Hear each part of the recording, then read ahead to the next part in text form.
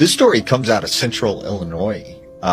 There was this man named Jack, and Jack said when he was younger, him and his friend were playing out in the woods. And he said they came across this pond in the middle of the forest. And he said when they got to the shoreline, they looked out and there was like a little island in the middle of the pond with a couple trees. Now Jack noticed his friend started getting like really nervous. And he said his friend was like, look, we gotta go, we gotta get out of here. And he's like, why? What's wrong? And he's like, come on, we gotta leave. So his friend, took off and just started heading back into town. So he follows his friend and they go all the way back to his house. He goes inside and his friend tells his dad, like, hey dad, I found that place you were talking about with the pond and the island in the middle. And his dad was like, what?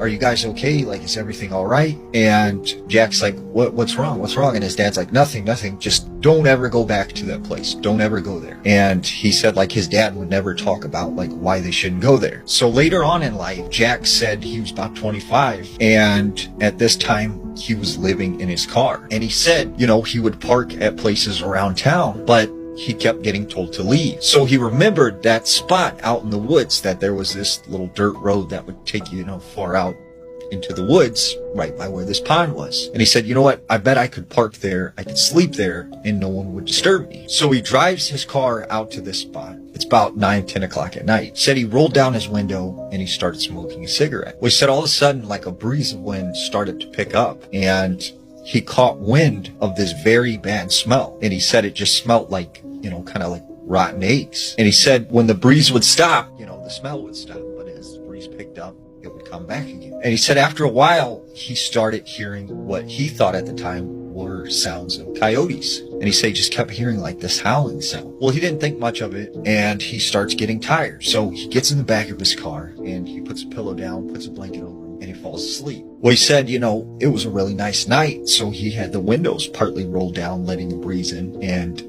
he said he just remembers waking up to this weird feeling on his ankle. And he said when he looked down, there was a hand that was covered in hair grabbing his leg. And he said when he looked up out the window, he could see the face of a wolf, but like a body of a hairy man. And he said there were two bright yellow eyes just staring at him.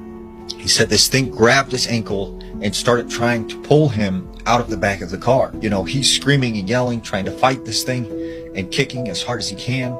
Finally, this thing lets up. He gets up to the front of the car and he starts the engine and he starts taking off. Well, he said this thing still had its arm in the window and he starts dragging